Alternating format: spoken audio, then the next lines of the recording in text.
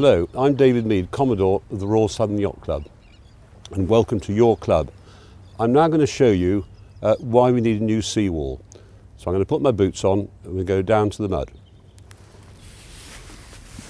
I've got my stick so we can do a little bit of prodding into the old seawall, and we're going to start off in the southeast corner.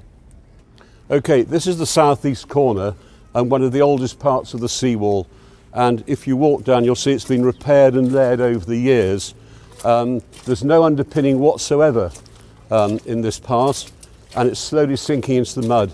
And this piece of wood here is covering up a multitude of sins and is in urgent need of replacement. Okay, we're now going to go back down to the mud and look at these gabions. They were fitted 17 years ago when we built the new clubhouse. The new clubhouse sits on 66 piles going down 22 metres. This wall should have been replaced 7 years ago. It's slowly sinking into the mud and is not helping our flood defences. Okay, well, whilst I'm down in the mud, I want to show you this piece of wall here. It's bricks falling out, there are great big holes in the brickwork, it's collapsing, and again, in desperate need of repair and rebuilding. You can see all the holes here very clearly.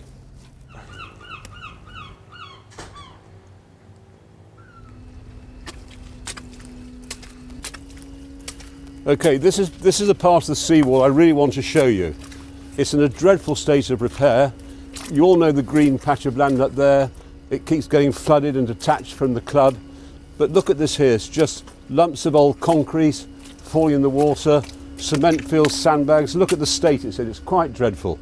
Anyway, I think that's probably enough paddling, and let's go and have a look at the car park. We're now back in the car park. For those who don't know what a gabion is, it's simply a metal basket filled with stones, and they're all stacked on top of each other.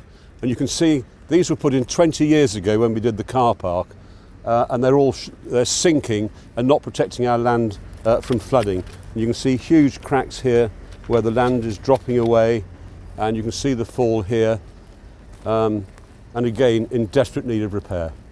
Here the water is getting in behind the sheet piling, and the tide is slowly flushing away all the sandy soil behind, and it's basically lowering the whole car park. And you can see there's a huge crack appearing here, and the whole situation is getting worse and worse by the day.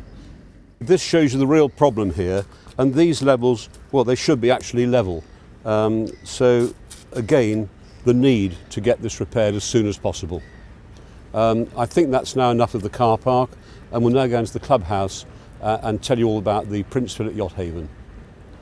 Okay, most of you probably don't realise that we've been monitoring this seawall for 16 years, but its time has come. You as members own the land and the buildings on it. This is the background to the Prince Philip Yacht Haven. The cost of the seawall is roughly £750,000, plus environmental mitigation measures a further £250,000, so it basically tops £1 million. And how do we pay for it? The Prince Philip Yacht Haven. Although the dredging and pontoon work will cost another £1 million on top of the seawall costs, it is the enhanced revenue stream from the Yacht Haven that will pay off the capital costs of the seawall and the whole development.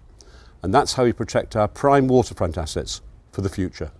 This video is to show you why the Prince Philip Yacht Haven is much more than joining our pontoons to the land.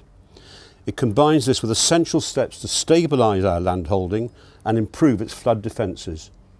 At the AGM last November, we announced we would launch an appeal to members, the reason being to try and reduce our bank borrowings.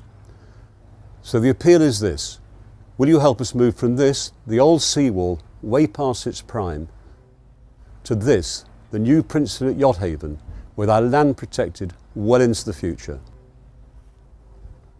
Thank you for watching.